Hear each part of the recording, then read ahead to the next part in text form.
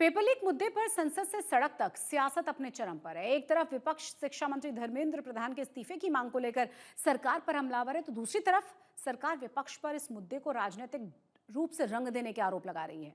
PM आवास के बाहर हुए हाई वोल्टेज प्रदर्शन में नेताओं की हिरासत और पूरे दिन चले सियासी घमासान की एक झलक सबसे पहले आपको दिखा देते हैं।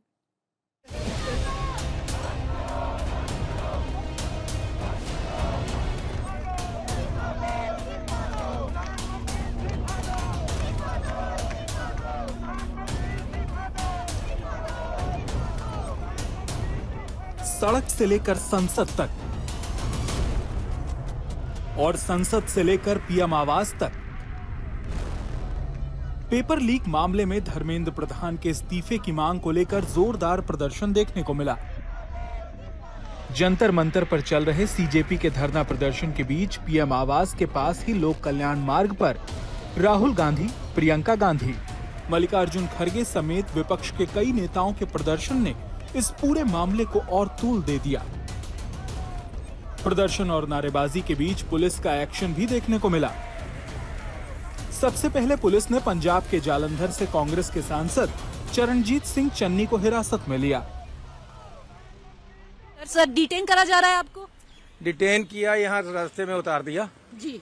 लेकिन जिस तरीके से गुंडागर्दी सरकार कर रही है ऐसा कभी देखा नहीं है। पूरा देश सड़कों पे आ गया है, लेकिन इन लोगों को शर्म नहीं है। इसके बाद पुलिस ने कांग्रेस सांसद सुखजिंदर रंधावा को प्रदर्शन करने वाली जगह से हटाया। दिल्ली पुलिस की जो आज गुंडागर्दी हुई और जो डेमोक्रेसी का नरेंद्र मोदी ने सत्यानाश किया है, ऐसा कभी अंग्रेजों ने भी, जो लॉ मेकर हैं, उनको इतना घसीटा नहीं जितना हमें किया। कांग्रेसी सांसदों को हिरासत में लिए जाने के बाद प्रदर्शन तेज हुआ तो सरकार की तरफ से केंद्रीय मंत्री जितेंद्र सिंह राहुल गांधी से मुलाकात करने पहुंचे, पर बात नहीं बनी। केंद्रीय मंत्री ने आरोप लगाया कि राहुल गांधी ने अपनी मांग बदल दी है। पहले संसद में चर्चा की मांग थी और अब शिक्षा मंत्री के इस्तीफे की मांग कर रहे हैं। सरकार को कोई आपत्ति नहीं है, सरकार तैयार है संसद में चर्चा करने के लिए, नीट को लेकर के भी, उसके साथ संबंधित विषयों को लेकर के भी, जो आंदोलन है उसको लेकर के भी। हमने जब ये बात वहीं पर राहुल गांधी जी के आगे दोबारा रखी तो बोले कि साहब मुझे तो शिक्षा मंत्री का इस्तीफा भी चाहिए। तो हमने कहा साहब अभी कुछ ही क्षण पहले आपसे बार बार जब पूछा गया कि आपका क्या मुतालबा है तो आपने ये कहा था कि अगर मुझे ये आश्वासन दिया जाए कि संसद में कांग्रेस पार्टी को भारत सरकार चर्चा करने देगी या करने के लिए तैयार है तो मैं तुरंत ये धरना समाप्त कर दूंगा। लेकिन अब आप अपनी बात से हट रहे हैं। तो बोले साहब ये तो मेरी मर्जी है, मेरी मांगें बदल चुकी हैं। इस बीच सपा सुप्रीमो अखिलेश यादव भी धरने वाली जगह पहुंचे, पर पुलिस ने प्रदर्शन में शामिल होने से पहले ही उन्हें रोक लिया और जबरन वहां से हटा दिया। देखिए, जिम्मेदारी ये बनती है कि प्रधानमंत्री मांग को तो माने, छात्रों की मांग को तो माने। आखिरकार छात्रों की मांग क्यों नहीं मान रहे हैं?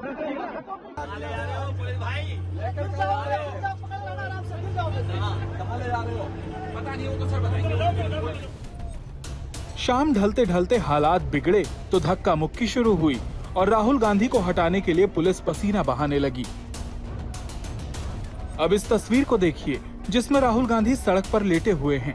पुलिस अधिकारी उन्हें उठाने की कोशिश कर रहे हैं। काफी देर तक यह हाई वोल्टेज ड्रामा चलता रहा और आखिर में पुलिस राहुल गांधी को जबरन बस में बिठाकर प्रदर्शन वाली जगह से हटाने में कामयाब होती है। Democracy in India is happening right now. Democracy in India is happening right now. Democracy in India is happening right now. जिस तरह से बर्बरता हो रही है उसमें क्या कहेंगी मैम? कायर हैं, डरते हैं। बात कर रही है। हम नहीं डरते इनसे, ये हमसे अरे बात कर रही है वो यार। आपको बता दें कि राहुल गांधी, प्रियंका गांधी और अखिलेश यादव को दिल्ली पुलिस हिरासत में लेकर अलग अलग थानों में ले जाती है। इस बीच दिल्ली पुलिस हेडक्वार्टर की भी सुरक्षा बढ़ा दी जाती है। हर गेट पर पुलिस की भारी तैनाती कर दी जाती है। गुंडई और राजनीति गुंडागर्दी की, उसका अंत यहाँ नहीं है। ये एक नई क्रांति की शुरुआत है राहुल गांधी के नेतृत्व में। वो हमें जेल में बंद कर सकते हैं, लाठियां मार सकते हैं, दुर्व्यवहार कर सकते हैं, पर मोदी जी को जवाब देना पड़ेगा इन हिंदुस्तान के लाखों बेटा बेटियों को जिन्होंने पेपर लीक से अपना भाग्य खोया है, अपने कुल का चिराग खोया है। ये क्रांति अब बड़ी ज्वाला बनकर धधकेगी। आज फिर से दिल्ली पुलिस ने गृह मंत्री के इशारे पर, प्रधानमंत्री के इशारे पर बहुत ही कायरतापूर्वक तरीके से हमारे नेता राहुल गांधी को घसीटकर हिरासत में लिया। हमारी नेता प्रियंका गांधी को बदतमीजी कर और घसीटकर बस में जबरदस्ती ठूसा और बदतमीजी से ले जा रहे हैं। बता भी नहीं रहे कि हमारे नेताओं को कहां ले जा रहे हैं। बहरहाल इन तस्वीरों से एक बात तो साफ है कि पेपर लीक का मुद्दा अब सिर्फ छात्रों का नहीं बल्कि देश की राजनीति का बड़ा रण बन चुका है। विपक्ष इसे युवाओं के भविष्य से जोड़कर सरकार को घेर रहा है, जबकि सरकार विपक्ष पर इस मुद्दे पर राजनीति करने का आरोप लगा रही है। अब सवाल यही है कि क्या इस पूरे विवाद का अंत सिर्फ संसद में बहस से होगा या फिर शिक्षा मंत्री के इस्तीफे की मांग आने वाले दिनों में सियासी टकराव को और तेज करेगी। फिलहाल इस मुद्दे पर सियासत थमती नहीं बल्कि और गर्माती हुई दिखाई दे रही है। आज तक ब्यूरो। प्रदर्शन की एक तस्वीर दिल्ली से सटे शंभू बॉर्डर पर भी देखने को मिली, जहां इंडिया यूएस ट्रेड डील के विरोध में दिल्ली कूच कर रहे पंजाब के किसानों को पुलिस ने बॉर्डर पर ही रोक दिया। उसके बाद किसान वहीं धरने पर बैठ गए और कई घंटों तक डटे रहे। हालांकि सरकार की ओर से बातचीत का आश्वासन मिलने के बाद किसानों ने अपनी प्रदर्शन को स्थगित किया और जत्था शंभू बॉर्डर से वापस लौट गया।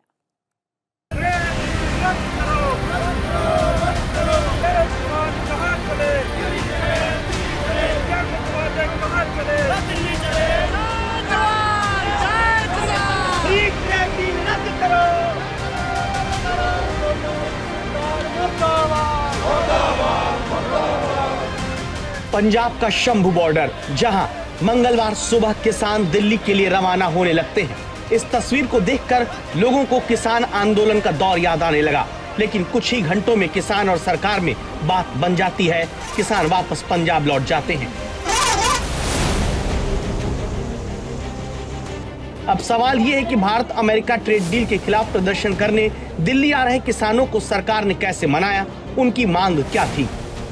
जो काफिला आपको दिखा दें, पहले शंभू बॉर्डर की तरफ था और अब ये जो किसान हैं काफी हद तक अपने बसों में, और एक लंबा इंतजार है क्योंकि आपको बता दें कि 6-7 बजे से ये सारे किसान बैठे हैं और बीच में काफी बारिश भी हुई और उसके बाद धूप है, उमस है, उसके बावजूद यहाँ पे डटे हुए हैं। तो उनका संकेत साफ है कि आप अपनी बात पूरी कीजिए, हम वापस जाते हैं, लेकिन हम मुलाकात करेंगे शिवराज चौहान। शंभू बॉर्डर से देश बचाओ मोर्चा के तहत ये मार्च निकाला जा रहा था, जिसे दिल्ली के किसान घाट जाना था। इसे रोकने के लिए हरियाणा पुलिस ने पहले पूरा इंतजाम कर रखा था। फ्री ट्रेड डील रद्द करो, फ्री ट्रेड डील रद्द करो, किसानों को रिहा करो, रिहा करो, रिहा करो, हमारे किसानों को रिहा करो, रिहा करो, रिहा करो। ये किसान कहाँ चले, दिल्ली चले, दिल्ली चले। ये किसान कहाँ चले, दिल्ली चले, दिल्ली चले। हरियाणा के कुंडली बॉर्डर पर पुलिस सुबह ही किसानों को रोकने के लिए 3 स्तर पर घेरा बनाकर तैयार थी। दिल्ली हरियाणा के इस बॉर्डर पर जैसे ही किसान पहुंचे, पुलिस ने उन्हें रोक लिया। पुलिस ने किसानों को रोकने के लिए मिट्टी से भरे ड्रम हाईवे पर रखे। इसके अलावा जेसीबी मशीन से बैरिकेडिंग करके सुबह से हाईवे पर दोनों तरफ से आवाजाही पूरी तरह रोक दी। यहीं पर पिछली बार किसान आंदोलन चला था, लेकिन इस बार ये नौबत नहीं आई और हरियाणा सरकार किसानों में जल्द ही सहमति बन गई। हरियाणा के कृषि मंत्री ने कहा कि हमारा मांग पत्र भी लिया और कहा है कि आपने हमें कहा कि केंद्रीय मंत्री शिवराज चौहान से वार्ता कराई जाए, तो बोला मैं अवश्य करता हूं। उन्होंने आश्वासन भी दिया कि 8-10 दिन में मेरा दफ्तर आपको चिट्ठी देगा, उनसे वार्ता करवाएंगे, बातचीत आगे बढ़ेगी। वार्ता में क्या होगा ये बात की बात। एक तो ये एक सुनिए, दूसरी बात हमने कहा सभी किसान लीडरों को, किसानों को रिहा किया। वो कहते तुरंत प्रभाव से हम सीएम से मीटिंग करके गुरनाम सिंह चडूनी से, अधिकारी बोल रहे हैं, वीडियो कॉन्फ्रेंस छोड़ेंगे, बीएम सिंह को छोड़ेंगे। तो ये 2 मांगे थी, उन्होंने मान ली। विरोध करने वाले किसानों का कहना है कि अमेरिका के साथ हो रही ट्रेड डील से उन्हें नुकसान होगा। इस समझौते के बाद अमेरिका से सस्ते सोयाबीन, सूखे मेवे, डेयरी उत्पाद और अनाज भारतीय बाजारों में भरे जाएंगे, जिससे छोटे किसानों, मजदूरों और छोटे व्यापारियों को भारी नुकसान होगा। हालांकि प्रधानमंत्री नरेंद्र मोदी किसानों और मजदूरों के मुद्दे पर ये साफ साफ बार-बार कह चुके हैं कि किसानों और मजदूरों को झुकने नहीं दिया जाएगा। उनको नुकसान पहुंचाने वाले किसी भी समझौते से प्रधानमंत्री इनकार करते रहे हैं। पिछले शुक्रवार को पंजाब के दौरे पर आए प्रधानमंत्री नरेंद्र मोदी ने हरे रंग की पटियाला पगड़ी पहनकर खुद को न सिर्फ पंजाब से जोड़ा, बल्कि हरे रंग से किसानों से करीबी का संदेश दिया। पंजाबियों कीवे हो, चढ़दी कला हो। हालांकि तब भी किसान मजदूर मोर्चा ने उनका विरोध किया था, लेकिन किसानों की बात मानकर सरकार ने संदेश दिया है कि वो किसानों से सीधे संवाद के पक्ष में है। ट्रेड डील के विरोध में एक तरफ किसान सड़कों पर उतरे तो दूसरी तरफ विपक्ष भी इस मुद्दे पर केंद्र सरकार को घेरने में जुट गया है। पंजाब के मुख्यमंत्री भगवंत मान ने किसानों को हरियाणा बॉर्डर पर रोके जाने पर सवाल उठाते हुए कहा कि अगर प्रधानमंत्री दुनिया के देशों के बीच बातचीत करा सकते हैं तो अपने किसानों से भी बातचीत करनी चाहिए। वहीं कांग्रेस सांसद गुरजीत सिंह औजला ने सरकार पर समझौते को लेकर जवाब नहीं देने के आरोप लगाए हैं। उधर सुखबीर सिंह बादल ने भी केंद्र सरकार से किसानों के साथ तुरंत बातचीत करने की अपील की है। मोदी जी को भी मैं आग्रह करता हूं कि पूरे दुनिया में आप विश्व गुरु की बात करते हो कि युद्ध रुकवा दिया रशिया यूक्रेन का, अपने वालों से भी बात कर लिया करो, कभी कभी अच्छा रहता है। पहली गल तो गवर्नमेंट ऑफ इंडिया नू ਜਿਹੜੇ ਸਮਝੌਤੇ ਹੋਏ ਹੈ ਉਹਦੀ ਇੱਕ ਇੱਕ ਡਿਟੇਲ ਪਬਲਿਕ ਚ ਆਉਣੀ ਚਾਹੀਦੀ ਹੈ। ਉਹਦਾ ਫਾਇਦਾ ਕੀ ਹੋਣਾ, ਨੁਕਸਾਨ ਕੀ ਹੋਣਾ, ਪਬਲਿਕ ਚ ਆਉਣਾ ਚਾਹੀਦਾ ਹੈ, ਕਿਉਂਕਿ ਜੇ ਪਬਲਿਕ ਨੂੰ ਨਹੀਂ ਪਤਾ ਲੱਗੂਗਾ ਨੁਕਸਾਨ ਤੇ ਫਾਇਦੇ ਦਾ, ਇੰਨੀਆਂ ਹਵਾਵਾਂ ਫੈਲਣਗੀਆਂ ਤੇ ਨੁਕਸਾਨ देश का होता है। जो अमेरिका भारत के बीच डील हो रही है, किसान खत्म हो रहा है, उसकी गूंज पूरे देश में है। ये किस लिए हो रहा है, क्यों इतना जो झुके हुए हैं, प्रधानमंत्री क्यों इतना कॉम्प्रोमाइज कर रहे हैं, ये कोई जवाब देश को नहीं दे पा रहे। पूरी तरह देश को एक मंडी बना के रख दिया है। कुछ खुद का जो प्रोग्रेस होना था वो बिल्कुल जीरो है। पूर्व केंद्रीय मंत्री हरसिमरत कौर बादल ने भी सरकार पर छात्रों की आवाज को दबाने के आरोप लगाए। उन्होंने कहा कि सरकार छात्रों की समस्याओं का समाधान करने के बजाय उन पर लाठियां बरसा रही है। वहीं इंडिया यूएस ट्रेड डील के विरोध में किसानों के प्रदर्शन पर भी हरसिमरत कौर बादल ने केंद्र और हरियाणा सरकार को निशाने पर लिया। कल जिस तरह से सीजेपी का प्रोटेस्ट हुआ है और जो लाठीचार्ज हुआ, अपोजिशन उसका बहुत ज्यादा विरोध कर रहा है। किस तरह से कल के पूरे एक्शन को देख रहे हैं? नहीं, मैं कल के पुलिस एक्शन को पूरी तरह से मैं उसका खंडन करती हूँ, निंदा करती हूँ। ये हमारे देश का भविष्य है, हमारे देश के बच्चे हैं, 10वीं 12वीं छोटे छोटे बच्चे तक वहाँ पे आए हुए थे। आप उनको वो अपनी जो मुश्किलें हैं इधर आपको सुनाने के हमारी मुश्किलें हल करिए। आप हल करने के बजाय आप उनको डंडों से, लाठियों से मार के सिर फोड़ दे, पैर फोड़ दे, तो ये टोटली अनएक्सेप्टेबल है। ये वायलेंस नहीं होना चाहिए और यूथ के साथ एंगेज करना चाहिए, क्योंकि ये यूथ ने ही आपको चुन के यहाँ पे भेजा है। आखिरी सवाल मैम, आप जिस राज्य से आती हैं, पंजाब के किसान आज दिल्ली मार्च करने के लिए आ रहे थे, हरियाणा के बॉर्डर पे उनको रोका गया है। सरकार, राज्य सरकार हरियाणा की कह रही है कि हम बातचीत करने वाले हैं। इस पे आप क्या कहेंगे? मैं इसका भी निंदा करती हूँ और हरियाणा सरकार ने पिछली बारी भी हमारे पंजाब के जमीन में जाके और हमारे भगवंत मान आम आदमी के मुख्यमंत्री ने हरियाणा की पुलिस को पंजाब की जमीन में आके पंजाब को किसानों को कुटवाया था, मरवाया था और मेरे कॉन्स्टिट्यूंसी का एक 18 साल के बच्चे को गोली से वो उसकी जान भी चली गई। तो हमारे पंजाब के अंदर आके हरियाणा पुलिस का पहले मतलब तो कोई मतलब ही नहीं है। दूसरी बात, ये डेमोक्रेसी का कत्ल है कि आप पहले तो आप ट्रेड डील आप कर लीजिए और आप ना स्टेक होल्डर से बात करिए, ना इधर बताइए। ट्रंप वहां से बता रहा है कि हमारी इंडिया के साथ एग्रीकल्चर ट्रेड डील हो गई, दूध में, फल में, सब्जियों में। तो किसानों में आशंका है कि हमारी तो आमदन खत्म हो जाएगी जब उधर इतनी बड़ी बड़ी सब्सिडीज और उस प्राइसेस के साथ, क्वालिटी के साथ हम कम्पीट नहीं कर सकते। तो आप उनसे बात भी नहीं करते हैं, फिर इधर आके बात रखना चाहते हैं तो आप बॉर्डर पे रोक देते हैं। तो ये हाई हैंडेड चीज ऐसे नहीं, बाय डायलॉग सॉर्ट आउट करना चाहिए। से बात करने के लिए बहुत बहुत धन्यवाद। तो विपक्ष की तरफ से कहा जा रहा है, हरसिमरत कौर बादल जो अकाली दल की नेत्री हैं, वो कह रही हैं कि छात्रों के साथ कल बर्बरता हुई और सरकार को कम्युनिकेट करना चाहिए था। किसानों के मुद्दे पे भी वो इसी तरह की राय रख रही है। पंजाब विधानसभा के मॉनसून सत्र की तारीखों पर आज चंडीगढ़ में हुई कैबिनेट की बैठक में मोहर लग गई और इस बार पंजाब विधानसभा का मॉनसून सत्र 3 अगस्त से शुरू होकर 10 अगस्त तक चलने वाला है। जरूरत पड़ने पर सत्र की समय अवधि को बढ़ाया जा सकता है और क्योंकि आम आदमी सरकार के कार्यकाल का ये आखिरी मॉनसून सत्र होगा, ऐसे में कयास ये लगाए जा रहे हैं कि इस बार सत्र में मान सरकार कई विधेयकों को सदन में पेश कर सकती है। मॉनसून सैशन जिहड़ा पंजाब विधानसभा का 3 अगस्त तो 10 अगस्त तक होगा, जिहदे च लोक पक्षी कई ऑर्ਡੀਨੈਂਸ भी ने, कई बिल भी ऐसे ने ते उन्हां ते BSC जिवें कहूगी वो फैसला होगा। सो 3 अगस्त तो मॉनसून सैशन जिहड़ा सोमवार तो अगले सोमवार तक, जे लोड़ जरूरत पई वधाउण घटाउण दी तां BSC फैसला कर लूगी। 2027 के पंजाब विधानसभा चुनावों से पहले पूर्व जत्थेदार यानी हरप्रीत सिंह के नेतृत्व वाली शिरोमणि अकाली दल पुनर्सुरजीत पार्टी में बड़ी फूट पड़ गई है। पार्टी के 15 से ज्यादा नेताओं ने इकबाल सिंह इंदू के झुंदा के नेतृत्व में अलग गुट बनाने का ऐलान कर दिया। साथ ही साथ इस बागी गुट ने सांसद अमृतपाल सिंह की पार्टी वारिस पंजाब दे को समर्थन देने की भी घोषणा कर दी है। इकबाल सिंह झुंदा का कहना यह है कि वारिस पंजाब दे के प्रमुख अमृतपाल सिंह में विभिन्न पंथक संगठनों और विचारधाराओं को एक मंच पर लाने की क्षमता है और इसी सोच के तहत उनके गुट ने वारिस पंजाब के साथ मिलकर आगे बढ़ने का फैसला किया है।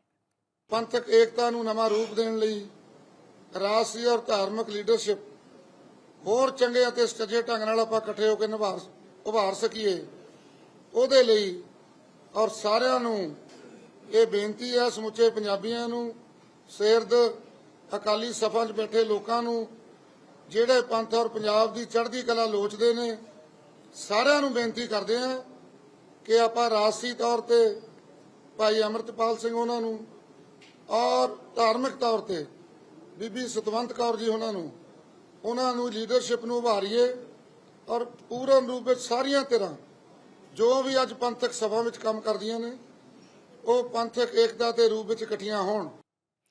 पंजाब के मोगा में 8 जुलाई को सदर थाना परिसर में हुए ग्रेनेड हमले के मामले में पुलिस को बड़ी कामयाबी हासिल हुई है।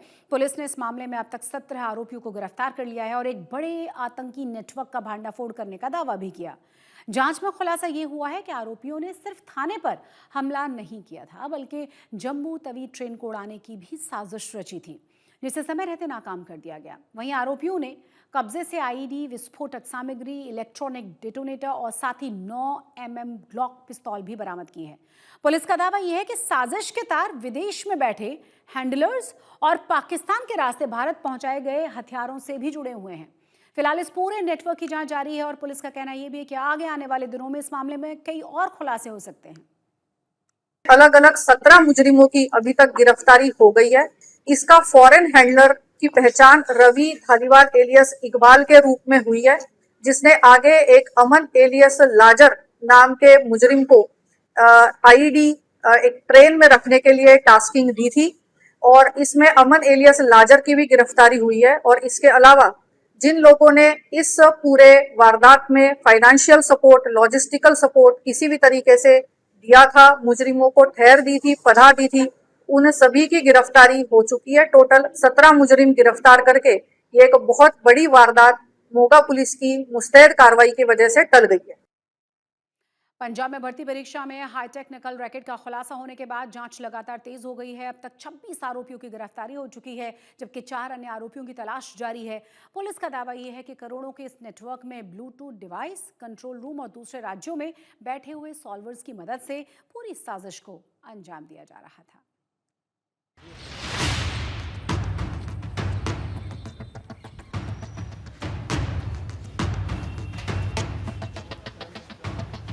फरीदकोट में Baba Farid university of health science द्वारा आयोजित फार्मासिस्ट भर्ती परीक्षा में नकल कराने का मामला अब तूल पकड़ता जा रहा है। फरीदकोट पुलिस और पंजाब पुलिस के काउंटर इंटेलिजेंस विंग के ज्वाइंट ऑपरेशन में भर्ती परीक्षा में नकल कराने वाले गिरोह को लेकर बड़ा खुलासा करते हुए बताया गया कि पुलिस ने इस मामले में 7 मुख्य साजिशकर्ताओं समेत 26 आरोपियों को अब तक गिरफ्तार किया है, जबकि 4 अन्य आरोपियों की तलाश में लगातार छापेमारी की जा रही है। फरीदकोट, कोटकपूरा और फिरोजपुर में फार्मेसी ऑफिसर का जो एग्ज़ाम हो रहा था, उस एग्ज़ाम में चीटिंग करवाने वाले अंतर्राज्यीय गिरोह का पंजाब पुलिस के Faridkot range police, Firozpur range police और काउंटर इंटेलिजेंस विंग के जॉइंट ऑपरेशन के दौरान भंडाफोड़ किया गया है। इसमें इनके जो की कॉन्स्पिरेटर्स थे वो 6 लोग और उसके अलावा 20 स्टूडेंट्स कैंडिडेट्स जो इस एग्ज़ाम में अपीयर कर रहे थे। इस तरीके से टोटल 26 लोगों को अभी तक गिरफ्तार किया गया है और इनके पास से 27 highly sophisticated wireless equipment recover किए गए हैं। जांच में पता चला कि गिरोह ने परीक्षा पास कराने के लिए अभ्यर्थियों से 3.5 लाख रुपए से लेकर 13 लाख रुपए तक की डील की थी। इन्होंने इस एग्ज़ाम में नकल करवाने का ये गिरोह इस तरीके से काम करता था कि कैंडिडेट जब एग्ज़ाम हॉल में गए उन्होंने पेन कैमरा से क्वेश्चन पेपर को स्कैन करके बाहर भेजा। बाहर फरीदकोट में इन्होंने एक कंट्रोल रूम टाइप बनाया हुआ था एक मुजरिम के घर पे। वहाँ पे ये 4-5 लोग थे जो इस क्वेश्चन पेपर के आंसर्स प्रोक्योर करके कैंडिडेट्स को इन वायरलेस डिवाइसेस के माध्यम से उनको बता रहे थे और इस तरीके से बड़े पैमाने पे नकल करके हर एक कैंडिडेट से किसी से 3.5 लाख से लेकर 13 लाख तक के रुपए ऐंठने का और वसूलने का इस गिरोह का प्लान था। बाबा फरीद यूनिवर्सिटी की ओर से 454 से अधिक फार्मेसी अधिकारी पदों के लिए आयोजित लिखित परीक्षा में 6,474 अभ्यर्थी शामिल हुए थे। पुलिस का सहयोग बहुत ही बढ़िया प्रशंसनीय था। उन्होंने हर जगह हमें हेल्प की थी। उनके बिना ये काम पॉसिबल था भी नहीं। इनपुट उनके पास में थे, स्पेशल इनपुट्स उनके पास में थे। पुलिस ने भी ये कंफर्म किया है कि उनको किसी भी तरीके से यूनिवर्सिटी का किसी भी एम्प्लॉय किसी भी तरीके से इन्वॉल्व नहीं था। There was no question leak, कहीं से कोई लीक नहीं था। The students were using the camera to scan the question paper and sending that to the outside person, and thereafter they were solving the question papers and intimating the students. एक तरफ जहां university की तरफ से इस पूरे मामले की रिपोर्ट पंजाब सरकार को भेजने की बात कही जा रही है, तो वहीं दूसरी तरफ पुलिस 4 फरार आरोपियों और इस हाईटेक नेटवर्क से जुड़े अन्य संभावित सदस्यों तक पहुंचने के लिए लगातार छापेमारी कर रही है। माना जा रहा है कि आने वाले दिनों में इस हाईटेक नकल रैकेट मामले में और भी बड़े खुलासे हो सकते हैं। फरीदकोट से प्रेम पासी के साथ आज तक ब्यूरो। पठानकोट के भारत पाक सीमा से सटे बामियाल सेक्टर में मानसूनी बारिश के बाद जालियाल दरिया उफान पर है। उसके बाद कई गांवों में खेत पानी में डूबे हुए हैं। किसानों की फसल पर खतरा मंडराने लगा है। और इतना ही नहीं, पहली बारिश ने सरकारी तैयारियों की पोल खोल कर रख दी है। पिछले साल तेज बहाव में बह गई सीमा मार्ग की पुलिया अब तक पूरी तरह तैयार नहीं हो पाई, जिसका नतीजा ये है कि पानी बढ़ते ही पठानकोट बामियाल मार्ग को बंद करना पड़ता है, जिससे लोगों की आवाजाही प्रभावित हो जाती है। स्थानीय लोगों का कहना यह है कि अगर पहली ही बारिश में ऐसे हालात हैं तो आगे मानसून के दौरान मुश्किलें और ज्यादा बढ़ सकती हैं। आज तक पंजाब में आज के लिए बस इतना ही, लेकिन देश और दुनिया की तमाम बड़ी और अहम खबरों के लिए आप देखते रहिए आज तक।